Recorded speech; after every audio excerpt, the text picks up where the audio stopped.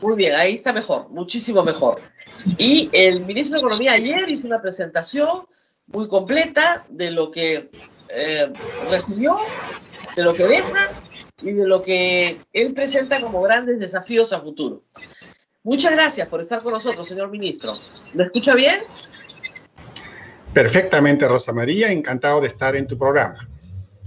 Vamos a ver en primer término, voy a seguir un poco el orden de la presentación que hizo ayer, de la defensa de la estabilidad macroeconómica.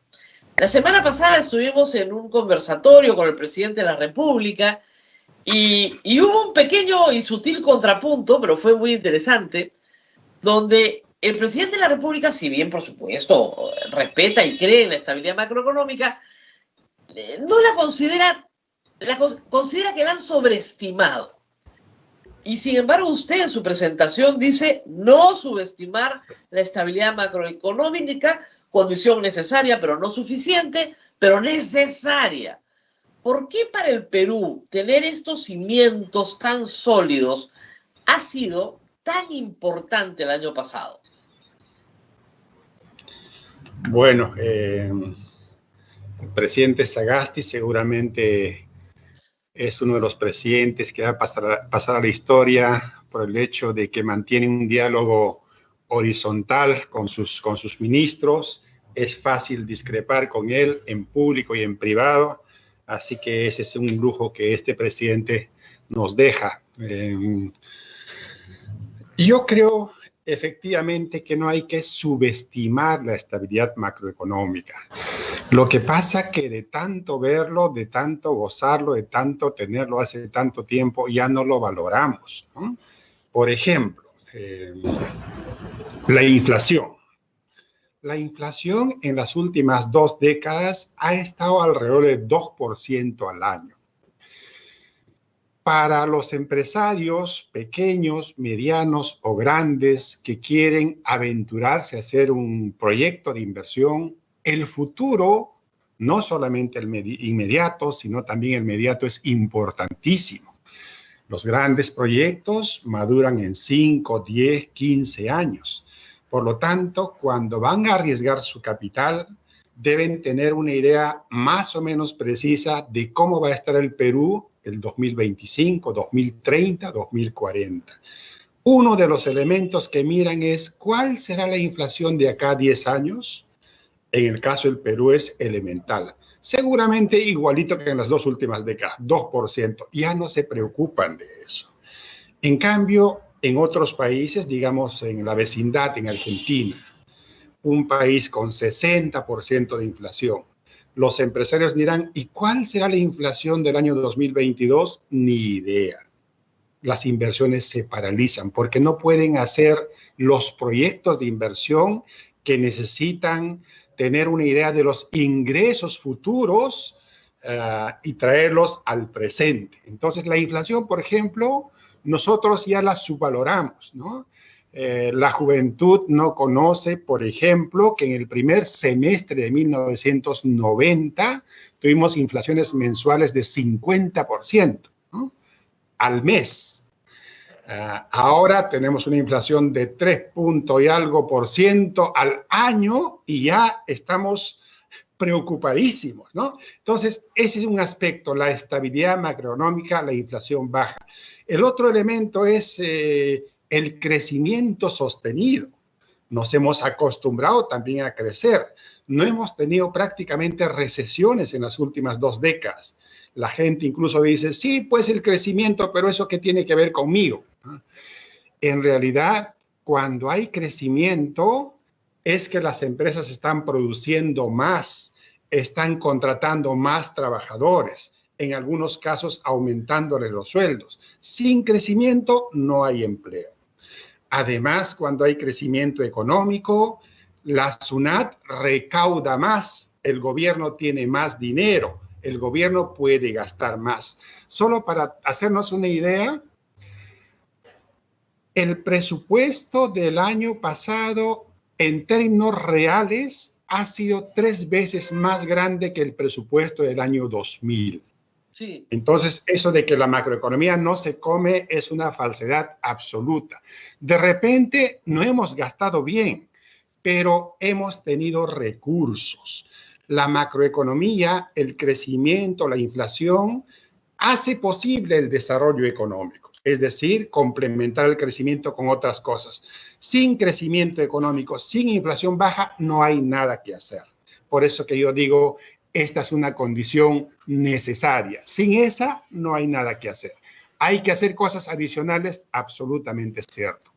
Claro, pero cuando vemos el ranking de el Índice Global de Competitividad 2019, que es el último que se hace prepandemia, el Perú ocupa un primer puesto en el ranking de todos los países del planeta. Tenemos un primer puesto, estabilidad macroeconómica. O sea, tenemos mejor estabilidad macroeconómica que todos los países del mundo, que Estados Unidos, que toda Europa, que los asiáticos. O sea, somos unos expertos en estabilidad macroeconómica. ¿Cómo se explica eso? ¿Cuál es este milagro?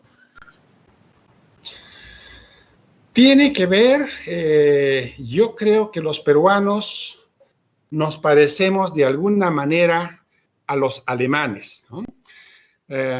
Los alemanes, luego de la Primera Guerra Mundial, tuvieron una hiperinflación superior que cualquier hiperinflación en el mundo. En octubre del año 1923, en Alemania, los precios subieron en 30.000% en un solo mes. Luego de eso, luego de esa catástrofe, luego de ese cataclismo, se volvieron absolutamente conservadores en materia de política macroeconómica. El Bundesbank se caracterizó por ser uno de los bancos centrales más conservadores del mundo. Algo así pasó en el Perú luego del cataclismo de fines de los 80, con una hiperinflación, con una hiperdepresión. El Banco Central, constitucionalmente autónomo, se puso súper conservador. Nuestro Banco Central, por ejemplo, tiene un esquema de metas de inflación que dice que la inflación debe estar entre 1 y 3%, en promedio 2%. Casi ningún país en el mundo tiene una meta de inflación tan baja. Chile tiene como 3%, Brasil tiene como 5%. Es parte de ese terror que le hemos agarrado a la inflación. En términos fiscales también, hacia fines de los 80, la deuda pública llegó a 89% del Producto Bruto Interno y como consecuencia los intereses de la deuda pública llegaron a 9% del Producto Bruto Interno. Los chicos no saben, pero a fines de los 80, un jubilado recibía un cheque modesto, iba al banco a cambiarlo y el cheque no tenía fondos. Así estábamos, ¿no? La presión tributaria a fines de los 80 había llegado al 8% del Producto Bruto Interno. En la práctica éramos una economía de libre mercado, porque como no recaudábamos nada, no podíamos gastar nada. Entonces, ese terror, esa vida que tuvimos a fines de los 80 y principios de los 90, también convirtió a los ministros de Economía que han pasado por donde estoy yo en conservadores. Nosotros decimos déficit fiscal 1% del Producto Bruto Interno. Nadie en América Latina dice eso. Nosotros decimos límite máximo de deuda 30%. Nadie en América Latina dice eso. En la práctica hemos demostrado que eso es lo correcto, pero es condición necesaria.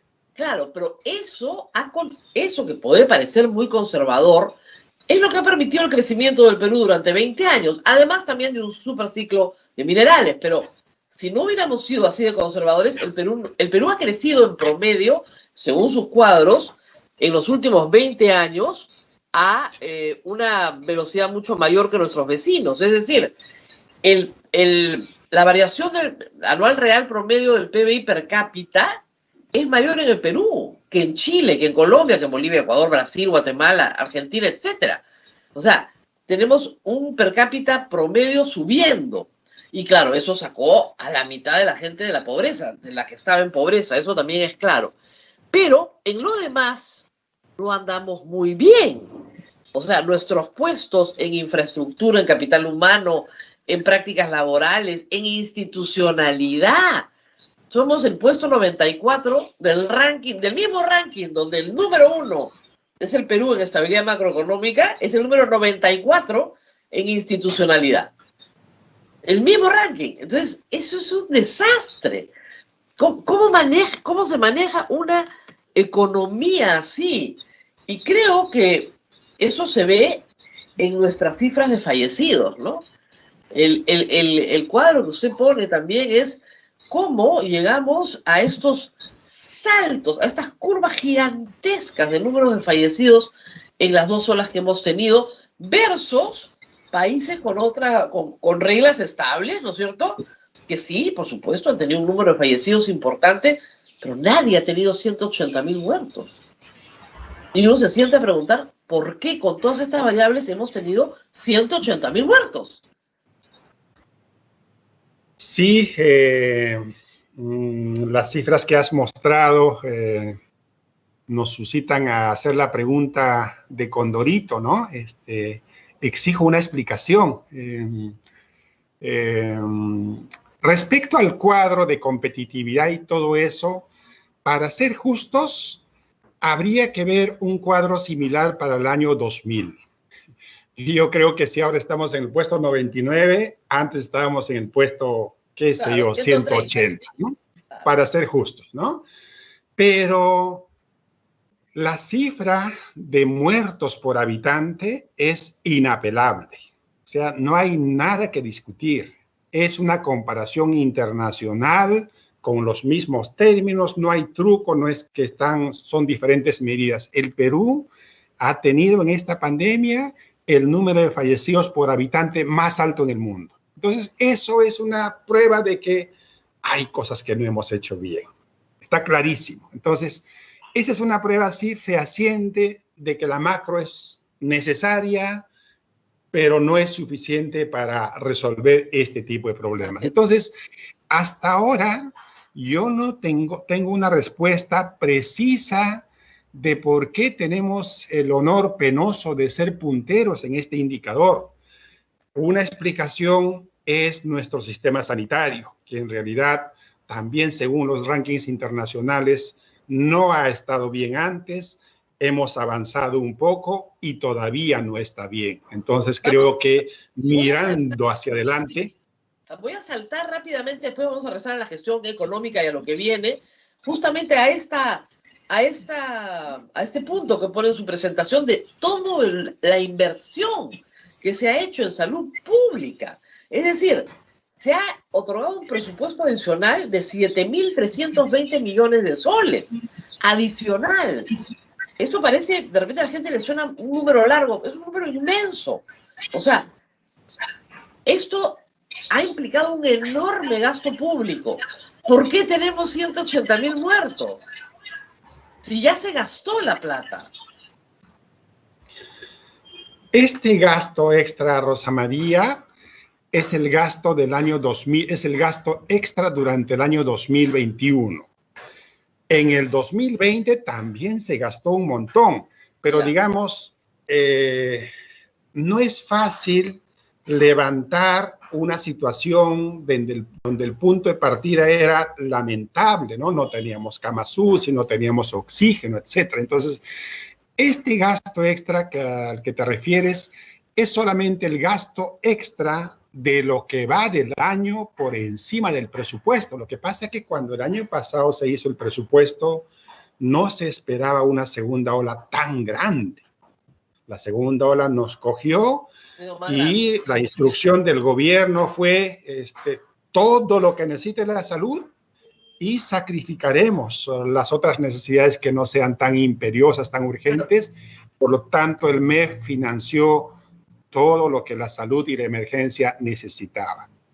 La variante brasilera lo cogió por sorpresa a usted también, a mí también, a todos, porque nosotros creíamos hacia octubre del año pasado, noviembre del año pasado, que ya con la inmunidad que había alcanzado 40, 50% de la población, no iba a haber una segunda ola. Pero la variante brasileña destrozó. Yo me acuerdo que en esa época usted no era ministro, era un mortal como yo, escribió esta famosa columna que matemáticamente era impecable, el cálculo estaba muy bien hecho, pero no consideraba las variantes de la enfermedad. ¿Qué pasó ahí? Efectivamente, este virus nos ha dado muchas sorpresas y puede seguir dándonos más sorpresas, ¿no? Felizmente, yo no era el ministro de Salud. Pilar Macetti me convenció al minuto de que ella tenía la razón y operamos rápidamente en la dirección que ella consideraba acertada.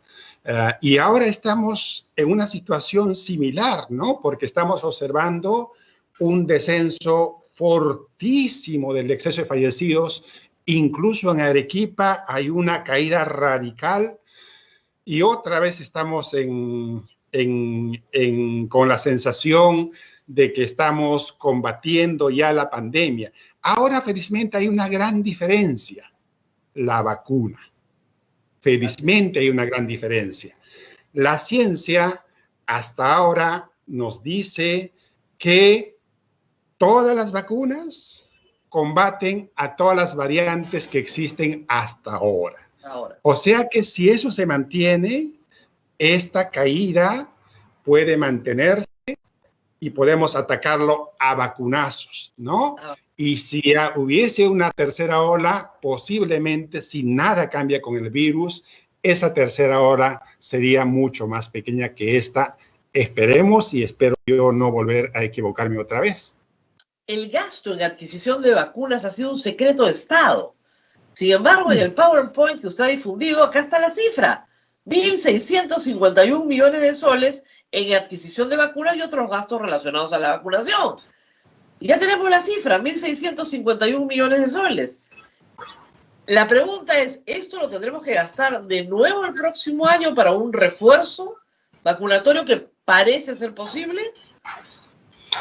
A ver, las cifras que mencionas son cifras que están en los decretos de urgencia. Entonces, una sumatoria de eso. Son los pagos que ya se han hecho, que son públicos. Okay.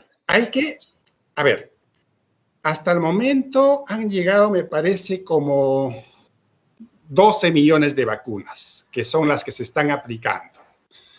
En todo el año vamos a contar como con 70 millones de vacunas. Okay. Esas alcanzan para vacunar a toda la población, incluso a los jovencitos, porque la vacuna Pfizer permite vacunar a los jovencitos.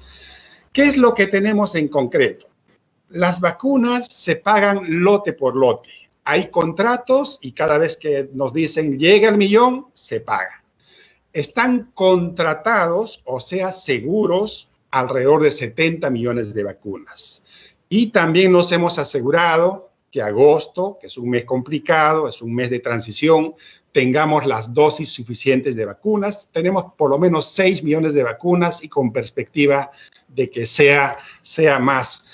Incluso no adquirimos más vacunas un poquito por precaución, un poquito porque somos un gobierno que ya está de salida y algunas cosas hay que coordinarlas con el nuevo gobierno, ¿no? Pero nuestra preocupación hace medio año es: no tenemos vacunas, tenemos pocas vacunas, ¿qué hacemos? Nuestra preocupación ahora es cómo hacemos para vacunar rápido, y en eso estamos. Ahora, ministro, hay que recordar, y en esto el ministro de Economía es muy importante, porque parecería que la compra de vacunas depende solo de relaciones exteriores y de salud, y no es así. Y lo que se probó hacia los primeros días de enero es que el Perú tenía enormes dificultades internas nuestras para poder comprar. Incluso acuérdense que para pagar el flete del primer avión se tuvo que recurrir al sector privado. Esas dificultades ya han sido superadas, es decir, ya hay un know-how que puede ser entregado al gobierno que entre y decirle: mira, esto se hace así y podemos tener las vacunas en el Perú. ¿Usted cree que ya se aprendió a comprar a la velocidad que se necesita? En el camino hemos aprendido un montón de cosas, ¿no? Y en este tema de las vacunas hay que subrayar la participación personal del presidente y de nuestro canciller, que son unos pesos pesados en el escenario internacional, porque en estos temas no solamente vale el conocimiento, vale también las relaciones internacionales y todo eso. En ese sentido, la incorporación de Alan Wagner nos cayó del cielo y definitivamente aceleró la adquisición de vacunas. Ya hemos aprendido, eso está, digamos, es fácil de transmitir esa experiencia. Además, el Ministerio de Relaciones Exteriores es un ministerio moderno donde la transferencia va a ser bien ordenada. Lo que estamos luchando todavía es en buscar acelerar el ritmo de vacunación. No nos conformamos con 250,000 al día. Quisiéramos dejar el último día a un ritmo de 300,000 o 350,000 y que el siguiente gobierno, porque se puede, debería vacunar a 400,000, 450,000 por día. Porque en este tema, Rosa María, tan importante como tener vacunas es vacunar rapidito. Porque en cuanto el mayor porcentaje de la población esté vacunada, podremos volver a la normalidad en términos económicos. Así Actividades es. que no se pueden abrir, como los teatros, como los cines, podrán abrirse. Sí se puede, porque en el gobierno de Alan García, en el segundo, ¿no? El 2006, por rubiola, se vacunó a 20 millones de personas en 45 días. Entonces, sí es posible. Y el Perú lo sabe hacer. Lo que se necesita es el personal para hacerlo. Y si no hay personal, no se puede. Y ya hay muchos problemas para contratar personal en el sector público. Es uno de los problemas más graves que tiene. ¿Cómo solucionar esto? Uno de los temas que el ministro de Salud logró resolver es que en la vacunación no hay MINSA, no hay salud, no hay divergencia. Todos se han unido bajo el liderazgo del ministro Óscar Ugarte, y lo que se ha hecho evidentemente es pagar doble turno y todo lo que sea necesario. Al ministro de Salud, por encargo del presidente, el Ministerio de Economía siempre le ha preguntado qué es lo que necesitas para vacunar rapidito. Y hemos dado los decretos de urgencia para que eso sea posible. Por eso que al inicio arrancamos con 15,000 al día. Parecía que alcanzar 100,000 era una gran cosa. Ahora ya estamos en los 200 y picos mil y queremos más. Y el siguiente gobierno debe aspirar a mucho más y se puede.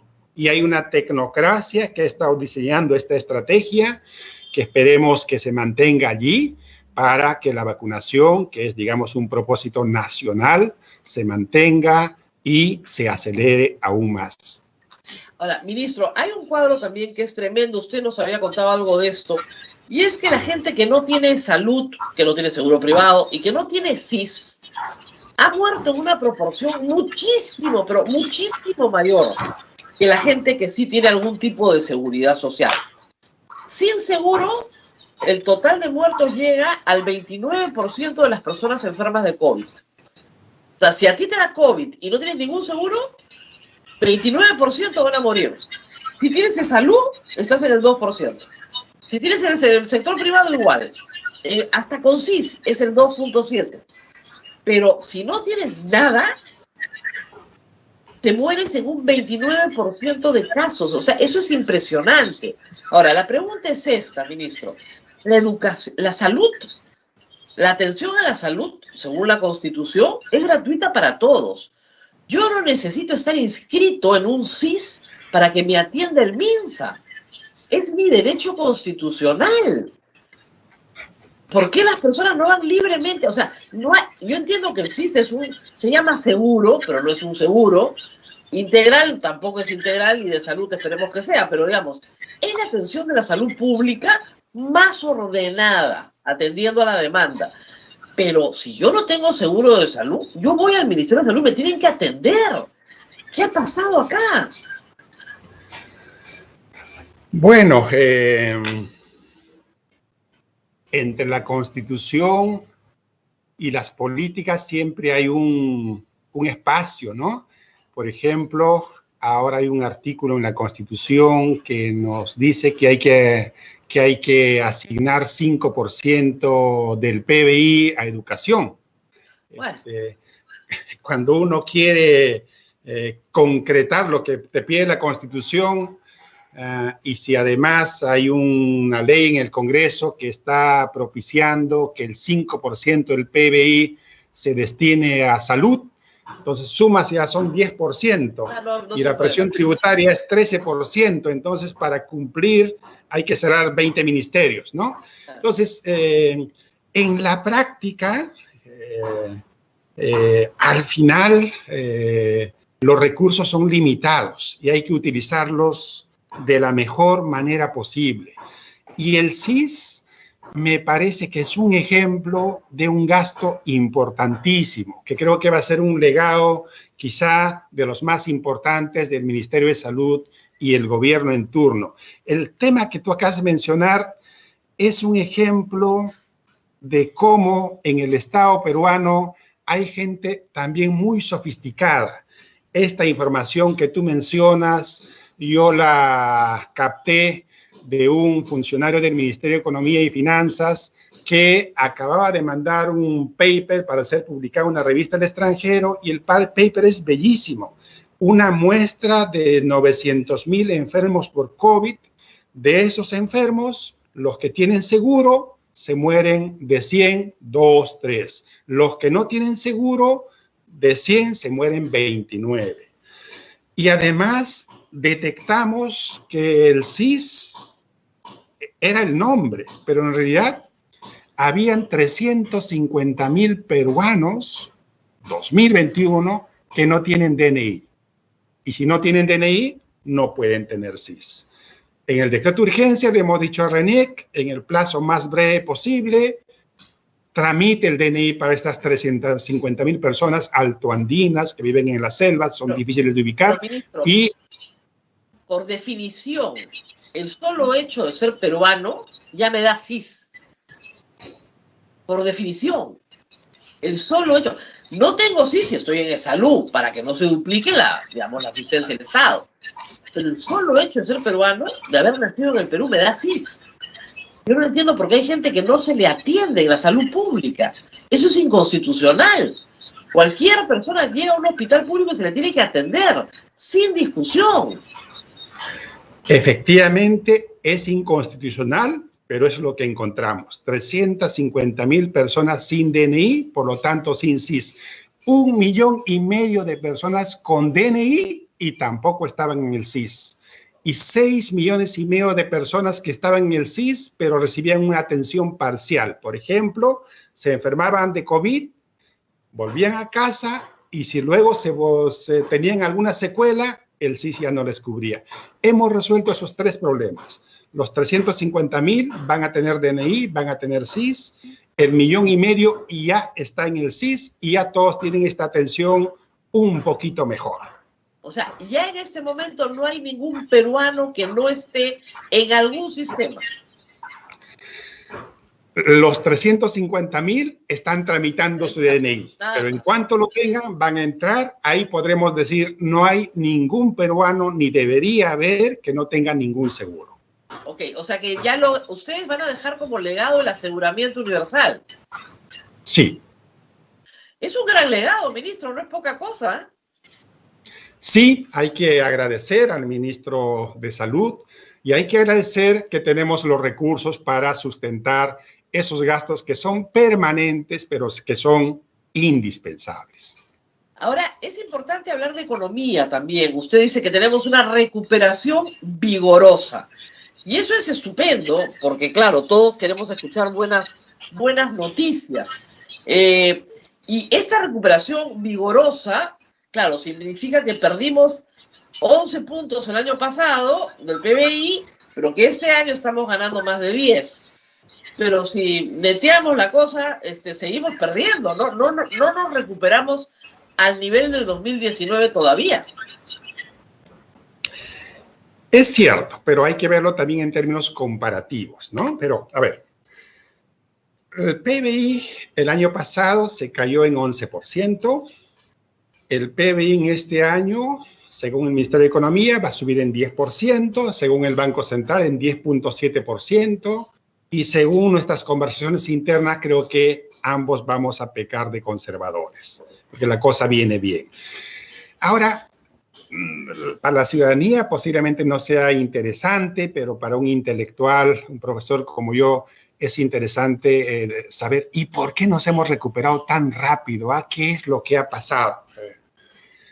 En realidad, esta estabilidad macroeconómica a la que subestimamos le permitió al Banco Central de Reserva y al Ministerio de Economía y Finanzas a utilizar la estabilidad para poner en marcha la política macroeconómica más potente que se haya visto en la historia peruana y que se haya visto en la región. Claro, o sea, yo he visto los cuadros, la cantidad de crédito que lo otorga la banca privada, garantizado por el BCR, la cantidad de crédito garantizado por el BCR en la historia del Perú es impresionante, nunca se ha logrado eso.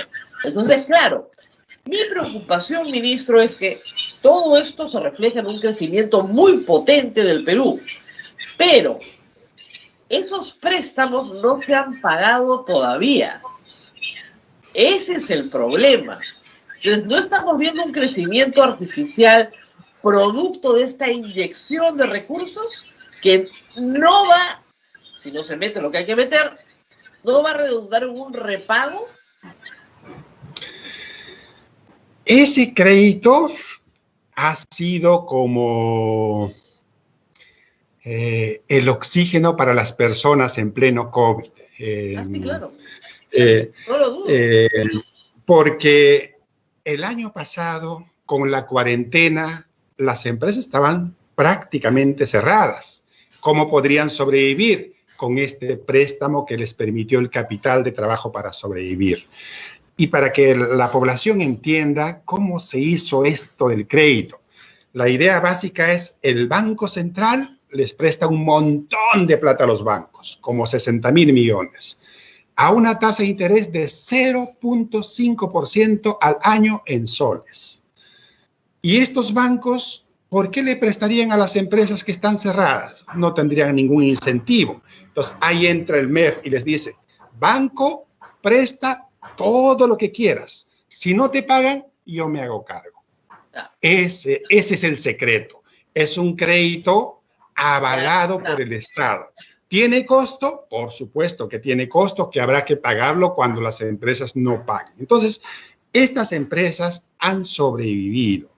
Por lo tanto, cuando la actividad económica se ha abierto poco a poco, allí estaban vivas, sanas. Obviamente hay empresas que en sectores como el turismo, hotelería o el cine que no están bien, obviamente. Pero en general las empresas estaban allí y la prueba es que en el primer trimestre de este año ya producimos lo mismo que en el primer trimestre del año 2019, que fue un año normal. O sea que las empresas estaban allí, la política funcionó. Ministro, si esto funciona tan bien, ¿por qué no se hace siempre?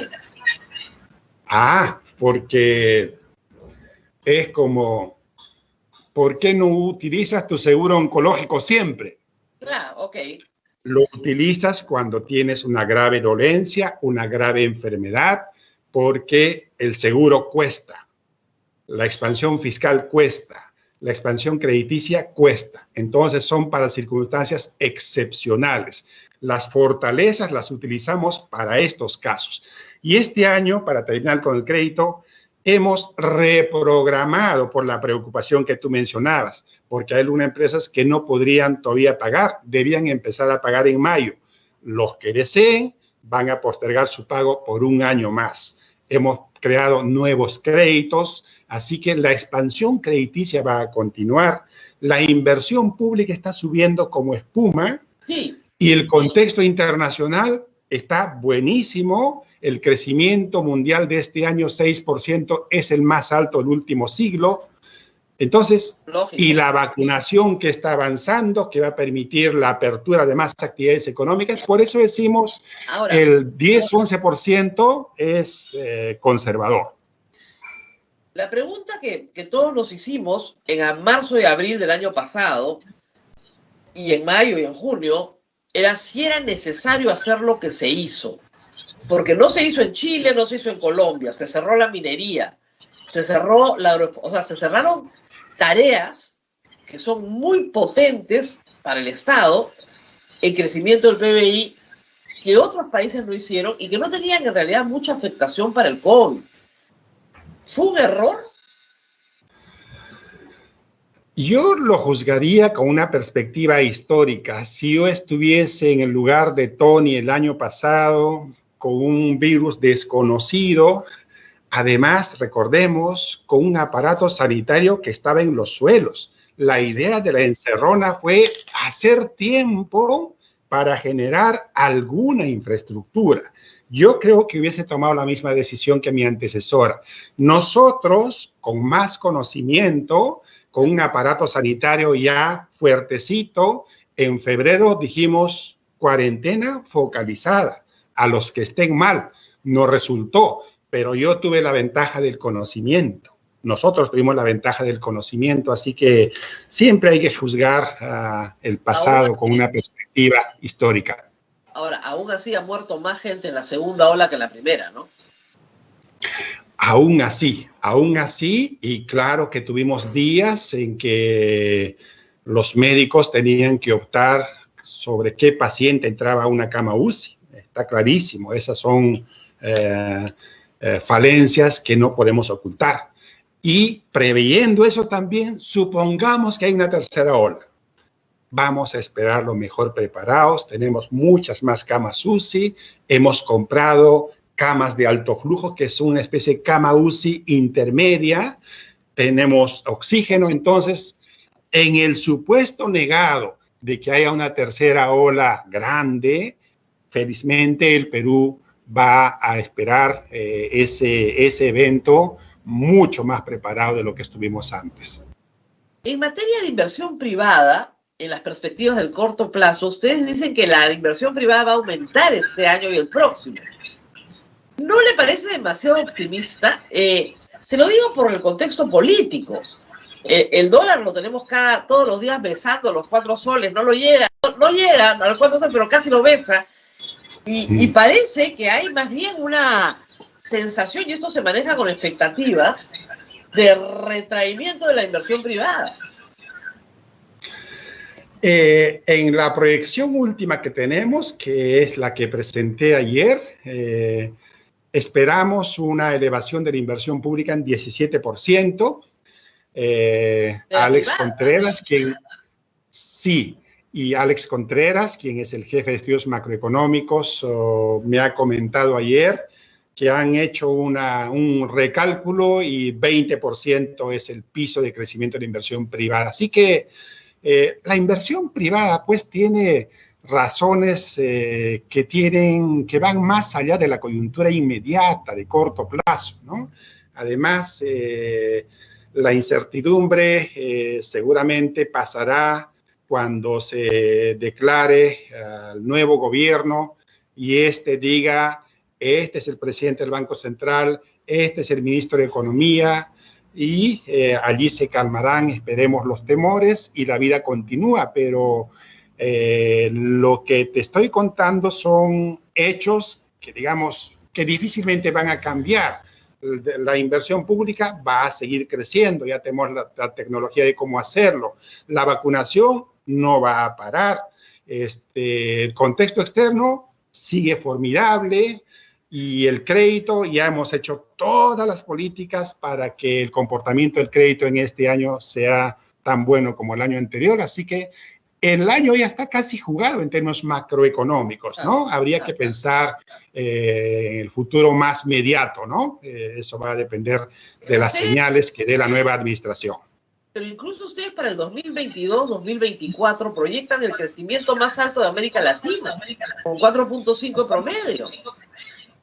Y ya nos hemos acostumbrado, y es algo que cuando uno está en una conferencia afuera en el mundo, la gente te mira como a alguien de Marte, no cómo lo hacen, ¿no?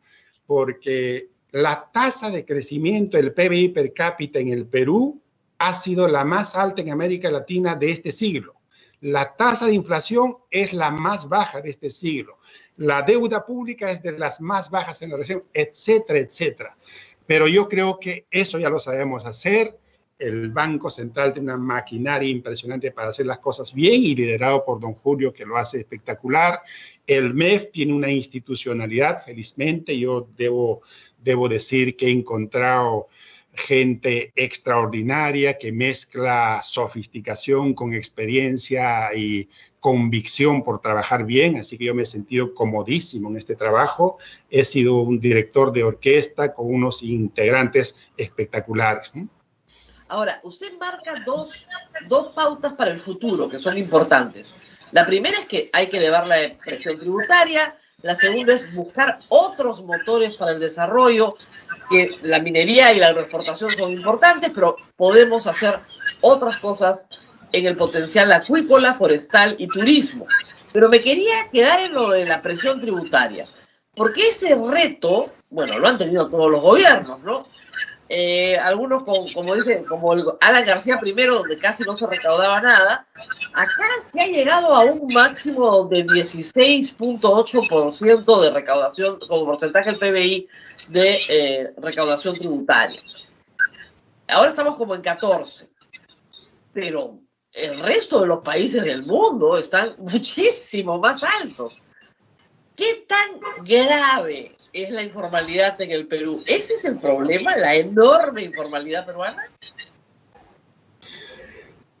A ver, en promedio, la presión tributaria, lo que recauda el gobierno central por los impuestos que conocemos, de los últimos 50 años es 14%.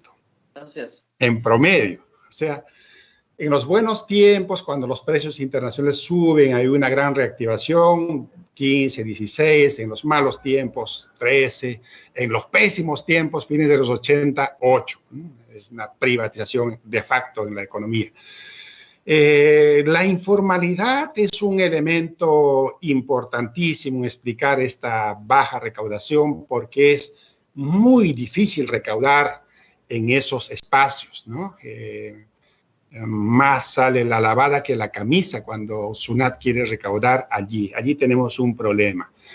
Pero incluso en los sectores menos informales, el Perú lidera también otro ranking que es un ranking malo de incumplimiento en el pago del IGB y el impuesto a la renta. Esa es mala noticia en el sentido de que incumplimos demasiado. Es buena noticia en el sentido de que hay un potencial inmenso para recaudar. Claro, y allí... Si usted toma el caso de cualquier profesional de clase media, mi caso, yo le doy mis ingresos y le digo cuánto se lleva el Estado en IGB, que pago cada vez que hago compras, cada vez que voy a comprar algo, pago IGB, y en renta. Y yo le estoy entregando al Estado más o menos 4 meses de trabajo. O sea, le estoy entregando más del 30%, y además incluye el impuesto predial, el impuesto automotriz, ¿no es cierto? Las tasas que se pagan, los peajes, etcétera, etcétera. Yo le estoy entregando al Estado probablemente, no sé, le diría 35% de mis ingresos. Y yo no recibo ningún servicio del Estado salvo la vacuna, que le estoy muy agradecida. Eso es insostenible para un país. No puede haber gente que pague 0, ¿no es cierto? Y gente que pague 35, 40% de sus ingresos, porque paga formalmente en un establecimiento comercial donde se paga IGB y presenta su declaración jurada todos los años. O sea, acá las clases medias son tremendamente castigadas, pero hacia abajo y hacia arriba probablemente no. ¿Cómo solucionar este problema? Efectivamente hay un problema ahí, gente como tú, gente como los profesionales que estamos en planilla, pagamos casi como un país europeo, ¿no? Pero hay aparentemente un sector amplio de la población que pudiendo pagar, no paga. Allí el ministerio ha avanzado silenciosamente en varios frentes porque hay que tener los elementos para poder llegar a esa gente que no paga. Por ejemplo, la norma antielusiva, que es una maravilla para pescar a estas personas. O, por ejemplo, la norma del secreto bancario, que dicho sea de paso, están queriendo derogarlo en el Congreso. Es una norma que permite a la SUNAT acceder a los depósitos de la población. Entonces, la población que tiene su ingreso lícito no tiene absolutamente nada de qué preocuparse.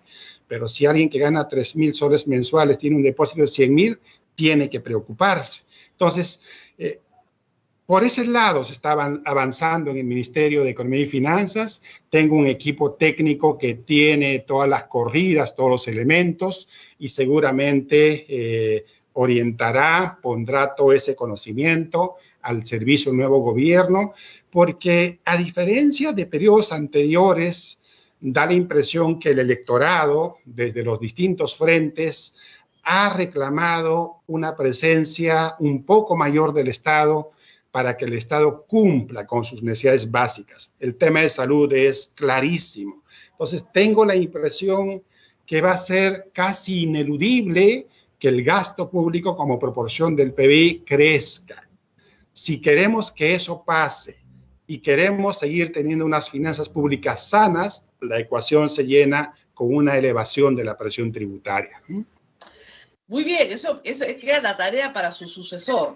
Pero también quería mirar el tema de los motores actuales. Usted dice, hay productos de políticas sectoriales, el motor es la exportación minera. La exportación minera tiene un crecimiento espectacular en los últimos 30 años. Es absolutamente espectacular. Uno ve, los cuadros se elevan y las exportaciones mineras son sumamente importantes para el Perú. Y también el crecimiento de la exportación no tradicional agropecuaria tiene un crecimiento espectacular en los últimos 20 años. Absolutamente espectacular, ¿no? De 394 millones de dólares a 6.817 millones de dólares en 20 años. Pero usted dice, esto es producto de políticas sectoriales. ¿Es así? O sea, ¿hubo un planeamiento para que esto fuera parte del crecimiento del Perú? No sé si fue planeado, pero Exports es un ejemplo precioso de una política sectorial que funciona. Hay políticas sectoriales donde alguien le apunta a un sector y le da todo el apoyo, y hay políticas transversales donde miras a 20 sitios. No me gustan ese tipo de cosas porque las 20 cosas se solucionarán en 2 décadas. Entonces, la experiencia de la minería y la agroexportación es una experiencia del que podemos derivar lecciones para otros sectores. ¿Qué tienen de común la minería y la agroexportación? Minerales nos sobran, o sea, siempre hemos tenido, ¿correcto? Entonces, la capacidad del recurso natural ahí estaba. La costa peruana siempre lo hemos tenido, riquísima, amplia, plana, buen clima, etc. Lo que Dios nos ha dado. Y además, estos dos productos son exportables. Eso es una maravilla, porque cuando uno apoya a productos para el mercado interno, hay una sobreproducción, se caen los precios y chao experimento. Entonces, mejor arrimarse a sectores exportadores. La minería y la agroexportación tienen un enorme potencial, lo que Dios nos ha dado, y además tiene un mercado asegurado. Bueno, lo que Dios nos ha dado, más lo que el mercado da, eso ya está. El empujón es el truco de la política sectorial.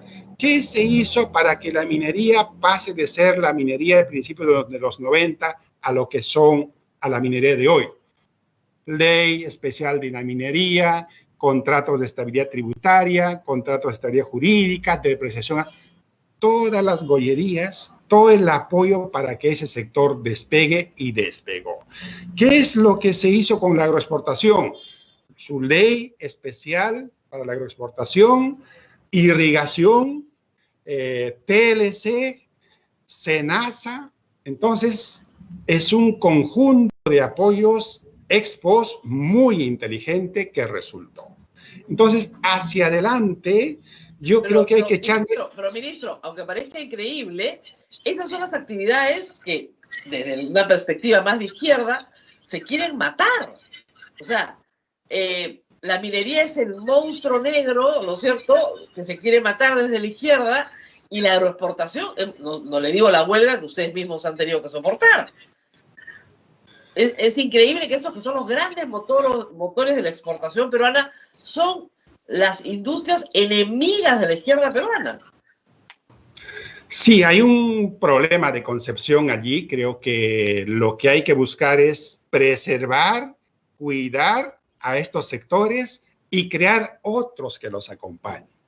Entonces, ahí creo que está la tarea. Yo, por ejemplo, estuve en Vilcashuamán hace unos días, yo vengo de allí, y hace como 15 años tumbaron la casita que tenían mis padres porque el pueblo está construido encima de una ciudadela incaica.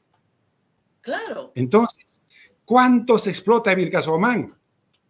0.01%. Owari, ¿cuánto se explota? Entonces, imaginemos una política sectorial para Owari. Imaginemos que lo ponemos en valor. Eso es como el cobre, igualito.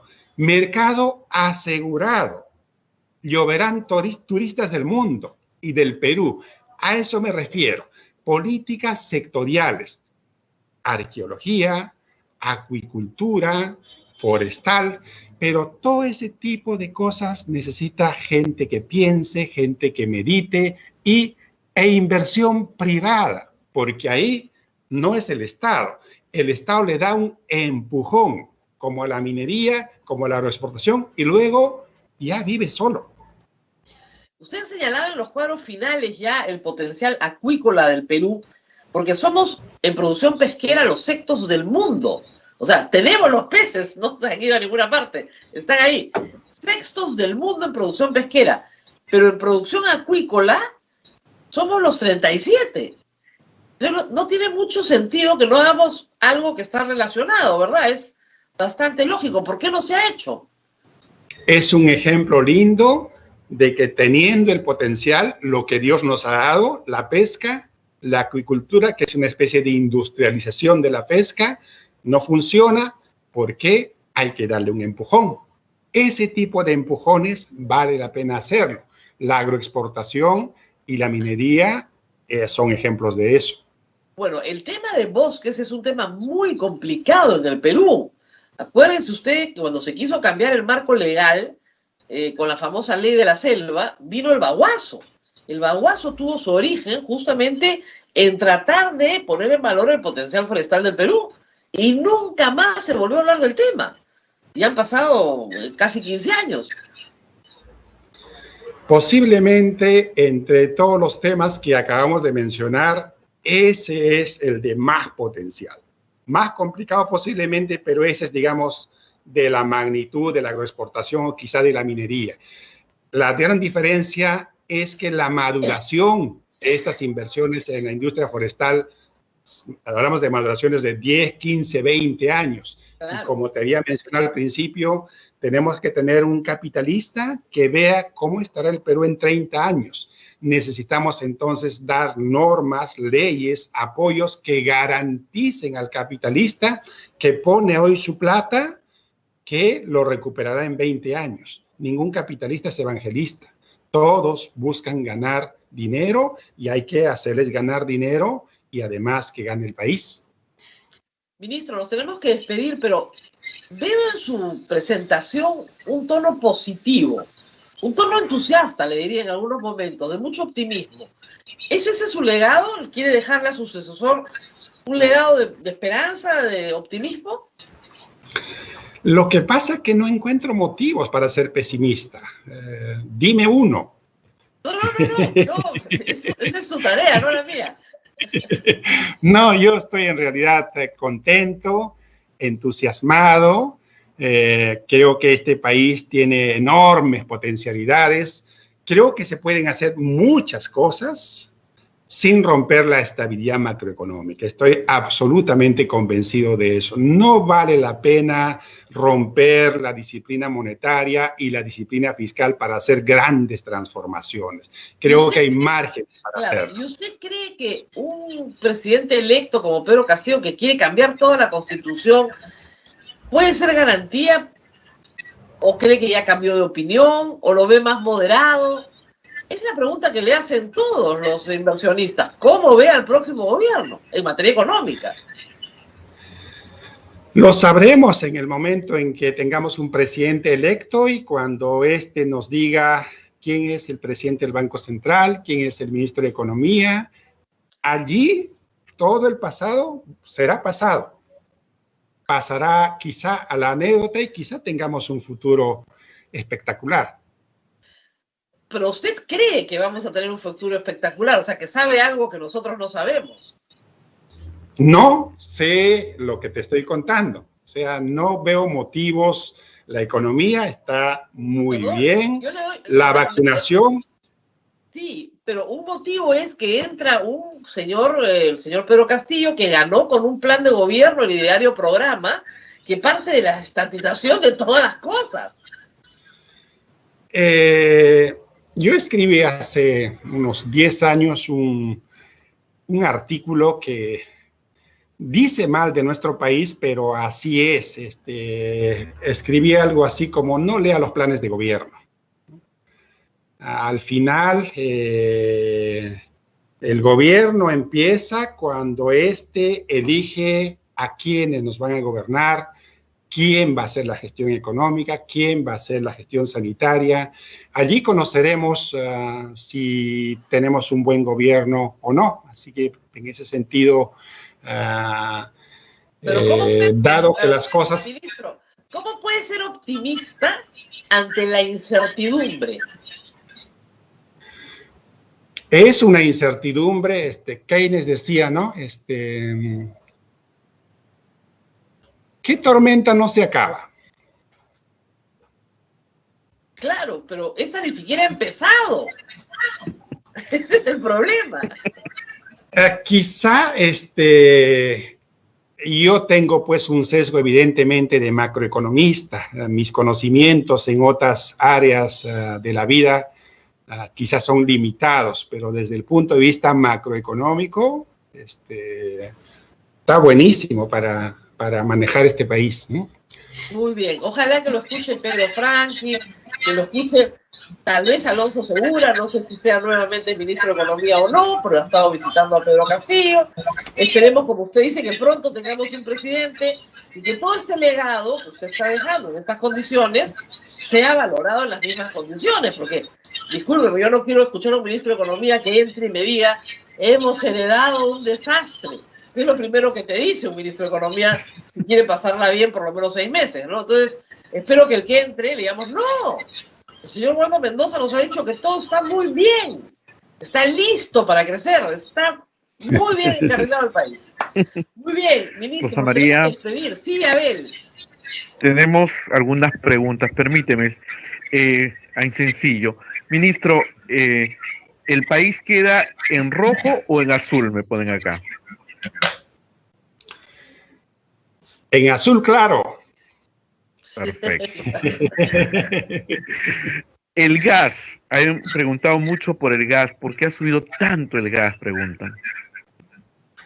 Precio del petróleo. A ver, la ciudadanía debe preocuparse por el comportamiento de la inflación general. La inflación se mide con un índice de precios al consumidor. Ese índice de precios al consumidor tiene cientos de productos. Entonces, la gracia es que el precio promedio de esos cientos de productos no suban mucho. Y para eso tenemos un Banco Central. El Banco Central nos dice: la inflación, la mayor parte del tiempo, debe estar entre 1 y 3% anual, si no, cuélgueme. Eso nos dice el Banco Central. Y en las últimas 2 décadas así ha sido. Dentro de esta canasta, unos precios pueden subir, otros pueden mantenerse constantes, otros pueden incluso bajar. En estas semanas están subiendo varios precios por encima de este promedio. El precio de los combustibles, el precio del gas, están subiendo porque en el mundo estos productos, sus precios están subiendo. ¿Y por qué están subiendo? Porque el mundo anda muy bien.